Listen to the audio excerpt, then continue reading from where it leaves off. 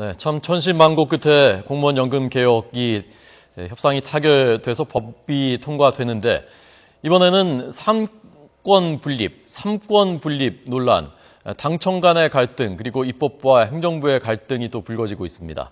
전국 분석하기 위해서 두 분을 초대했습니다.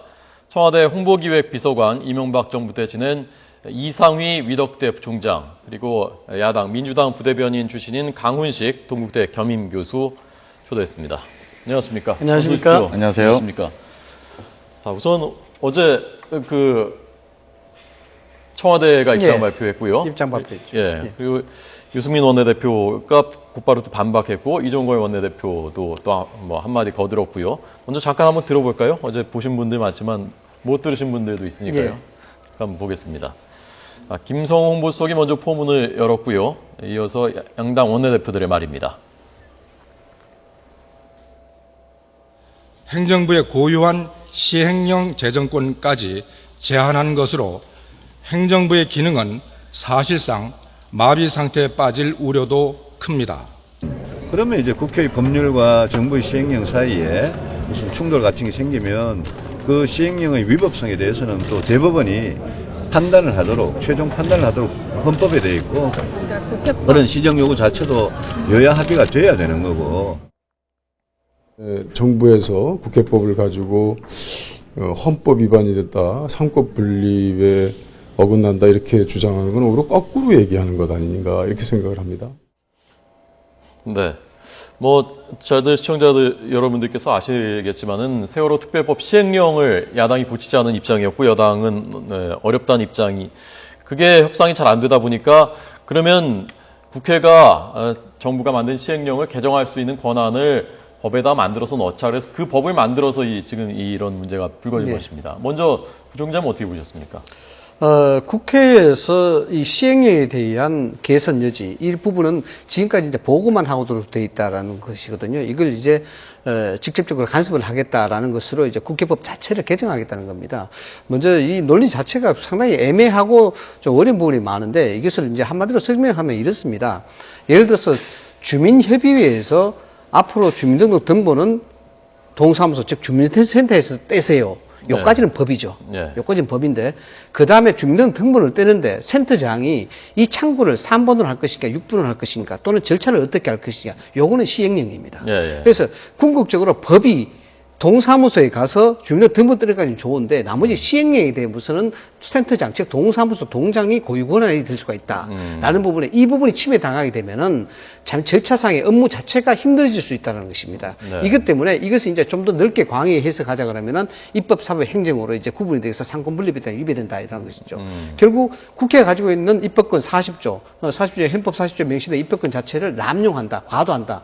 그래서 절대적 간섭이 아니고 이거는 과도하게 관여하게 된다. 그렇기 때문에 이제 상권 분립에 위배된다라고 이야기를 하는 것입니다. 네, 부총장님은 어떻게 보시면 개인적으로? 저는 개인적으로 위헌 소지가 상당히 있다고 봅니다. 왜냐 그러면은 시행령이라는 그 자체는 이제 시행령에도 대통령이 영이 있고 훈령이 있고 부령이 있습니다. 부령이 있는데 글자 그대로 시행령이라는 것은 정부가 정책을 추진함에 있어서 여러 가지 세부적인 사항을 지침으로 법으로 만들어 놓는 그런 행위들이거든요. 이 법 행위 자체를 국회에서 직접적 관여하게 되면은 실질적으로 행정부가 주도적으로 해나갈 수 있는 사안 자체가 굉장히 협소해집니다. 협소해지고 자칫하면은 이 어떤 핵심적 사항이라든가 핵심적 정책에 대해서 국회가 이것이 가지고 가게 되면은 정치 논쟁화될 가능성이 굉장히 커지게 됩니다. 그렇게 되면은 정책 추진이 원활하게 되지 않죠. 마찬가지로 박근혜 정부 또 이 정부에서도 어떤 정부를 추진하고 국정 해나가는 데서 굉장히 국회 눈치를 볼 수밖에 없는. 강 교수님 어떻게 보십니까? 네, 저는 이제 이 위헌 소지 여부는 법학자들이 좀 더 구체적으로 달아보는 게 좀 합리적이겠다. 다만 이제 어떻게 하다가 우리가 여기까지 왔는가, 또 이런 것들이 왜 문제가 되고 있는가를 한번 좀 되짚어봐야겠다 생각이 듭니다. 처음에 지난달 말이었던가요? 그 여야의 대표와 원내대표가 합의를 했었지 않았습니까? 그 공무원 연금에 대한 합의입니다. 근데 그게 합의가 됐었는데 대통령이 국민연금과 이렇게 연계하는 것은 적절하지 않다라고 해서 사실상의 거부 의사를 표현하면서 여당의 입장에서는 협상력이 줄어들 수밖에 없습니다. 다시 협상했던 것을 번복하게 되는 거죠. 그래서 이제 그러면 야당도 구체적으로 요구할 것들을 여기다가 이제 넣기 시작한 겁니다. 그래서 요 5월 10일 날 4개 항의 합의를 본 거죠. 그 4개 항의 합의 중에서 세월호 문제에 대해서 야당이 이렇게 좀, 세월호 문제에 대해서 좀 이야기를 해보자라는 입장을 좀 넣었었습니다. 예, 예. 그러다 보니까 이제 이 공무원연금을 합의를 했는데 세월호 문제와 관련된 걸 손을 대다가 이제 시행령까지 오게 된 거죠. 예. 그러니까 이게 좀 더 원천적으로 말하면 저는 외람되지만 공무원연금 개혁이 대통령으로서 4대 개혁이라고 그렇게 중요한 문제였다면 이거를 여당에게 발제를 맡길 것이 아니라 여당에게 이 법안을 주도를 맡길 것이 아니라 청와대 발로 이걸 그냥 추진을 했었어야 된다. 그리고 또 이 시행령의 문제는 또 본질과 약간 좀 다른 건데 근데 지금 이게 약간 뭐라고 해야 되죠? 자꾸 어려운 상황에 합의들을 만들어내니 유승민 원내대표도 어쩔 수 없이 여기까지 오게 된 거 아니냐는 측면이 전 충분히 좀 생각해야 된다. 일리는 맞습니다. 이렇게 보셔야 됩니다. 자칫하면 국회가 입법권을 가지고 남용하고 일탈하는 행위가 될 수가 있습니다. 이게 굉장히 중요한 문제인데요. 국회의 입법권이라는 것은 법을 만드는 권한을 이야기하는 것입니다. 법을 만드는 권한이기 때문에 국회의 시행령에 대해서 왈가부할 여지가 없습니다. 왜냐하면은 시행령에 문제가 있다고 하면 예를 들어서 지금 세월호 특별법에 시행령에 문제가 있다고 그러는데 그럼 그 시행령 자체 법을 만든다 아예 그 내용을 접어 넣어버리면은 아무 문제가 안 생기는 겁니다. 예, 예. 그 법에 대해서 그에 대해서 빠졌기 때문에 시행령에 다소 문제가 있다. 그래서 그 시행령에 대해서 앞으로 간섭하겠다라고 이야기하는 것이거든요. 예. 이 부분이 입법권에 대한 남용이라고 이야기하는 것입니다. 그래서 예. 오늘 아침에 어제 그 유승민 원내대표가 이야기했죠. 보면은 법률과 시행령 사이에 생기는 충돌에 대한 최종 판단은 대법원에서 한다. 무엇이 상권 분립에 대한 문제가 되는지 모르겠다 이야기했는데 이 말씀도 뭐 원뜻은 제가 잘 모르겠습니다만 유승민 대표가 말이 잘못된 거예요. 왜냐하면은 사실상 이 법원에 대한 부분도 그러면 이건 법원에 맡겨야 되는 겁니다. 국회에서 하는 문제가 아니고 충돌되는 예, 예. 법원의 권한을 침해하는 그런 형태가 되는 거예요, 국회가. 그러니까 행정권, 사법권을 다 침해했다는 다 얘기죠. 침해하는 것이죠. 예. 그래서 법원의 권한까지도 침해할 수밖에 없는 그런 상황이 되니까 이 부분은 다수의 상당한 문제가 있는 것이고 아까도 말씀드렸지만 문제가 있으면 법에 넣어서 입법으로 하면 되는 것이고 시행령이라는 것은 하나의 국한된 특정 문제가 아니고 전체적인 국제 흐름에 있어서 대통령과 정부가 그에 대한 세세한 원칙을 가지고 법에 준해서 만들어 나가는 것입니다. 다만 문제는 있긴 있습니다. 일부 헌법학자들과 법률학자들은 그런 얘기를 합니다. 대한민국에서 행정입법에 대한 부분이 상당히 많은데 시행령이라는 것은 상위법이 있고 그에 따라서 시행령이 만들어지는 겁니다. 이 말이 뭐냐면은 법에 따라 보면은 뭐뭐에 따라서 이 뭐뭐 조에 의해서 시행령을 두기도 한다. 이런 법 조항을 가지고 시행령을 만드는 것인데 네. 대한민국 시행령은 좀 과다한 부분이 없지 않아 있어요. 이런 논란이 온 그 과정 자체가 뭐냐 그러면은 상위법에 근거하지 않고 시행령을 그냥 행정 편의, 소위 말해서 공무원들이 일하기 편하기 위해서 예. 법을 만들어서 하는 그런 경우들이 있습니다. 네, 있기 네. 때문에 이런 일이 생기면은 사실 그 큰 수를 못 치게 되는 그런 이유가 되는 거예요. 뭐 추가로 잠깐만 그 부분에 대해서 이제 저의 좀 견해가 다른 지점을 말씀을 드리면 일단 시행령이라는 게 저희가 행정입법이라고 합니다. 그래서 이제 행정력을 발휘하기 위해서 입법을 하는 부분이죠. 그래서 이 부분이 국회가 손댄다라는 것이 그리고 두 번째는 이게 해당 상임위에서 서로 합의가 돼야지만 수정을 하게 돼 있단 말입니다. 지금 예. 그러니까 국회라고 하는 공간이 민의를 모아서 행정부를 견제하는 기능이 있다면 그 기능에는 저는 오히려 적합하다. 그리고 그런 부분에서는 오히려 그러니까 저는 이제 이런 부분의 법리 논쟁의 어떤 핵심적인 사안들보다도 여기까지 오게 된 과정에 대해서 좀 되짚어봐야 되겠다 이런 생각이 좀 듭니다. 그 유승민 원내대표가 한 얘기가 그런 비슷한 얘기인 것 같은데요. 그렇게 예. 해놨다고 해서 당장 뭐 예컨대 지금 그 문제가 되고 있는 세월호법 특별법 시행령 그 주사 일과장 문제 그것을 여야가 그렇게 고치라고 정부에 요구할 수 있을 것이냐. 여당이 안 해주기 때문에 그렇게 안 될 것이다라는 취지로 얘기를 했거든요, 어제. 예. 이 국회법 79조에 따라서 이제 시행에 대한 다소 문제가 있을 경우에 해당 부처 장관이 이제 국회에 보고하도록 되어 있다. 이제 개선하지 못하게 되는 부분이 있지 않습니까? 그 다음에 지금 개선해야 된다는 것인데 정치가 원래 타협의 산물 아니겠습니까? 협의의 산물. 예. 그래서 법을 가지고 이야기한다는 자체가 차선책이지 최우선책은 아닙니다. 다만 이러한 부분이 갑작스럽게 시행의 개선을 단순조항으로 가지고 들어갔다는 이유가 일종의 뭐 정치적으로 해석하면 그렇겠죠. 새정치 쪽에서는 뭔가 싸움을 할 구실이 좀 필요한 상황이고 여기에 대해서 새누리당 입장에서는 뭔가 내주지 않으면 이 부분이 원만하게 해결되지 않기 때문에 예, 예. 정책 선언적 의미도 조금은 내포해 있다고 봅니다. 예. 그러나 이 시행령에 대한 문제는 정치권에서 볼 때는 어쩌면은 청와대나 박근혜 정부를 통해서 바라보고 뭐 그것까지 예민하느냐 뭐 과도하게 해석하지 않느냐라는 부분인데 정부의 입장에서 보면은 정부가 일을 하기가 굉장히 어렵게 되는 그런 상황이 되는 겁니다. 예. 저는 정부의 입장에 편에 서서 사실 이야기 드리는 입장이 제가 실무를 해보면은 예. 이런 시행령 자체가 개선할 수 있도록 직접 국회가 관여하도록 만들어버리면은 모두의 말씀을 드렸다시피 모든 일 자체가 정치만 될 수가 있을 겁니다. 정치에 정치화되고 여기에 대해서 직접적 관여가 되면은 여야 합의에 따라서 한다 그러면 대통령의 국정력이 무용지물이 될 수 있는 그런 공산이 굉장히 아까 그 크다는 겁니다. 부총장이 말씀하신 게 주민센터 가서 띄워라라고 법을 만들어 놓고 주민센터 그 동장이 1번 창구냐 2번 창구냐 정하는 거 그거를 왜 뭐라고 하느냐라는 것인데 지금 세월호 특별법도 그 부분에 대해서 그 시행령은 정부가 정할 수 있도록 모법에 규정이 돼 있단 말입니다. 세월호 예. 특별법에. 모법에 그러면 돼 국회가 있죠. 그 예. 법을 고치든지 하면 되지 시행령 가지고 왜 문제 삼느냐. 야당 의원 중에도 박범계 의원은 이것은 법원에서 하든지 아니면 국회가 법을 고치는 게 좋다. 이 판사 출신이지 않습니까? 네네. 그 부분에 대해서는 어떻게 생각하세요? 그래서 그 박범계 의원께서는 이번에 아마 기권하신 야당 의원 중에 예, 예. 유일한 분인 것 같은데요. 그러니까 말씀하신 것처럼 실제로 이 부분을 수정하기 위해서 그러니까 야당의 입장에서는 그 위에 모법을 고치면 되는데 이제 그것도 사실은 여당의 협조가 잘 이루어지지 않다고 저는 알고 있어요. 네. 세월호 시행령 이전에 그 모법을 고치자는 작업이 됐었으면 그렇게 아마 유승민 원내대표도 그렇게 원하셨을 겁니다. 아마 그런데 그런 거를 다시 자기 자당에서 새누리당에서 동의를 구하기가 어려웠을 것이고 예. 그런 과정 속에서 그렇다면 시행령에 대해서 이렇게 좀 더 포괄적인 어떤 의미로 보면 협상력이 되게 밀린 거죠. 유승민 원내대표가 밀린 거고 그래서 야당 입장에서 일각에서는 이정걸 원내대표가 좀 잘 싸운 것 아니냐 이런 또 칭찬도 자, 나오는 것 잠깐만 같은데요. 그러면 그 네네. 강훈식 교수님은 야당 출신이시니까요. 네네. 이번에 이종걸 대표가 보여준 협상력, 협상 스타일에 대해서 어떻게 평가하셨습니까? 스타일은 저는 개인적인 좋아하는 스타일은 아닌데 네. 협상력은 사실 많이 좋았다, 이번에. 포인트를 얻었다고 봐야 되겠죠. 예. 이 부총장님은 어떻게 보셨습니까?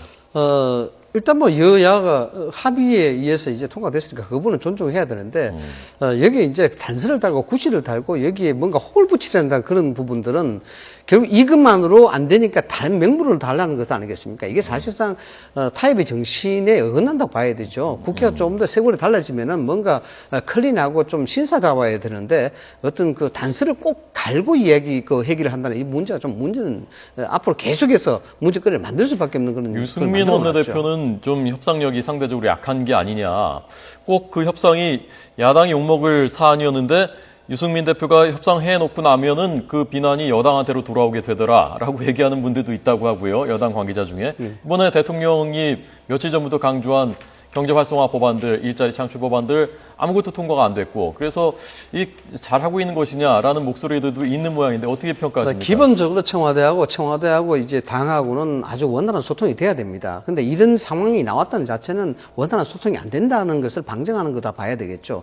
누가 잘못됐냐, 누가 잘못되지 않냐에 따른 것보다도 당청이 이러한 관계로 계속 가다 그러면은 사실상 굉장히 자중진환에 빠질 가능성이 굉장히 큽니다.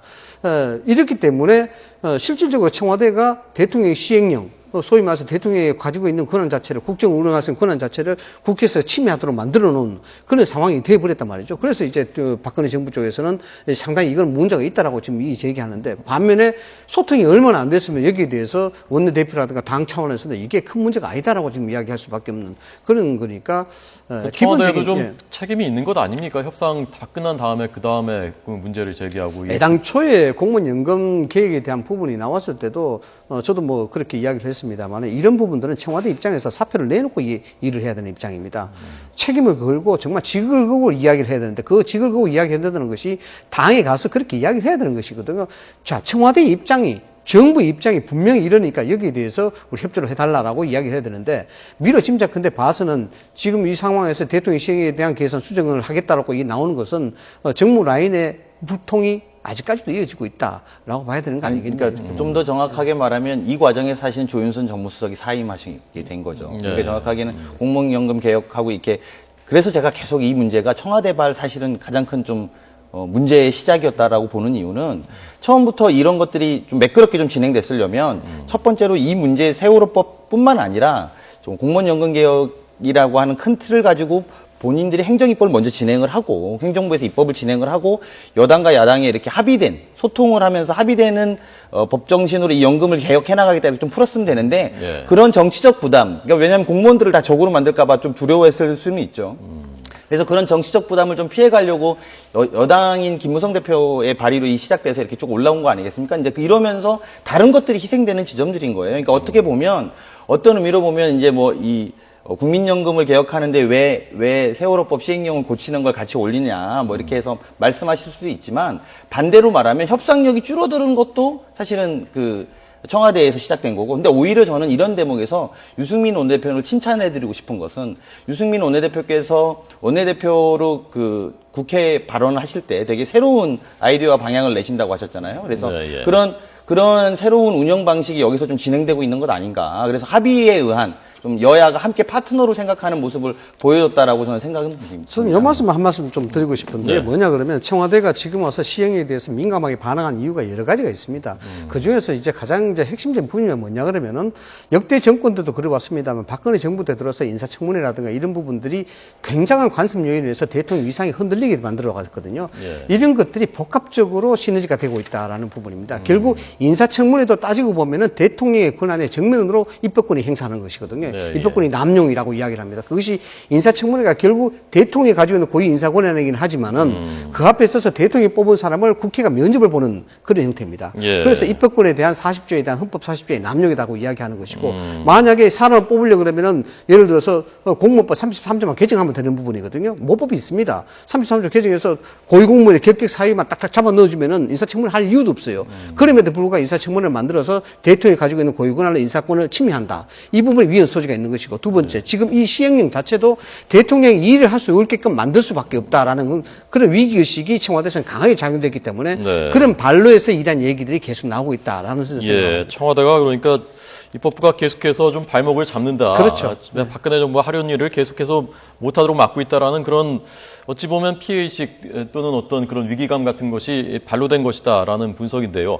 지금 63개 경제활성화 법안들 또 다 통과 안 됐지 않습니까? 네. 여기에 뭐 벤처기업 활성화하는 크라우드 펀딩하는 법안도 안 됐고, 의료 원격 의료하는 거, 뭐 학교 앞에 호텔 짓는 거 이런 것들 청년 일자리 창출 법안이라고 해서도 다 안 됐단 말입니다.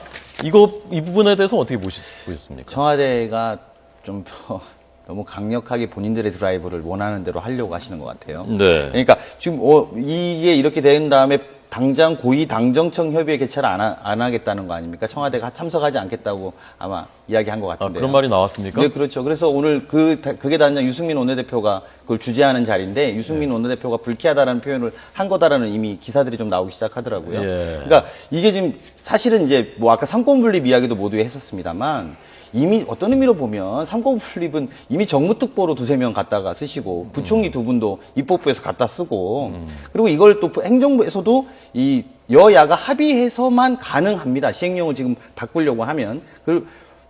합의돼야지만 바꿀 수 있는 이것들을 진행하는 데서 이것들은 나는 불쾌하다 이렇게 밀어붙이고, 고위당정청 협의회 우리 안 보내겠다 이렇게 나온다라는 것은 예. 청와대만 맞고 나머지는 틀리다 이렇게 되는 거거든요. 이렇게 가면 국회 대 청와대가 대결하는 양상, 이건 되게 위험하다 이렇게 갈 문제가 아니라 오히려 지금이라도 소통을 하고, 지금 벌써 이게 몇 번째입니까? 이것과 관련돼서 법안 결정하면 다음날 아니다. 이런 식의 계속 이런 문제들로 국민들을 힘들게 할 필요가 별로 없다 이런 생각이 듭니다. 예, 조윤선 수석 사퇴한 다음에 아직 후임 수석은 안 정해졌고, 그래서 이병기 실장이 그럼 그 역할을 좀 하려는 것이냐, 좀 원활해지는 것이냐, 좀 기대가 있었는데, 이번 사안을 보면은 또 다시 원점인 것 같단 말입니다. 이게 좋아질 가능성이 있습니까?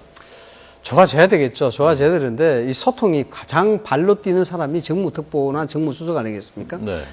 지금 이병기 실장이 수석 역할을 하기에는 아마 여러 가지 한계점이 있을 겁니다. 실장에 대한 직무 자체가 그렇게 간단치 않기 때문에 네. 대통령을 보좌해야 되는 그런 입장에 있고, 여기 여러 가지 이제 판단을 해야 되고 컨트롤을 해야 되기 때문에 국회까지 쫓아다니면서 발로 뛰면서 할 수 있는 그런 역량은 굉장히 한계 있을 수밖에 없다. 정무수석은 뭐냐 그러면은 전화상으로 이야기하는 것이 아니고 직접 국회에 뛰고 당으로 뛰어다녀야 되는 그런 입장입니다. 발로 뛰는 입장을 가지고 있는 것이 정무수석이거든요. 지금 그 사람이 없지 않습니까? 예, 예. 없기 때문에 당연히 이런 분립함이 생길 수밖에 없다. 그래서 빨리 인선을 빨리 마무리해야 될 필요성이 어느 때보다 요구될 때가 지금이다. 누구 추천하고 싶은 분 없습니까?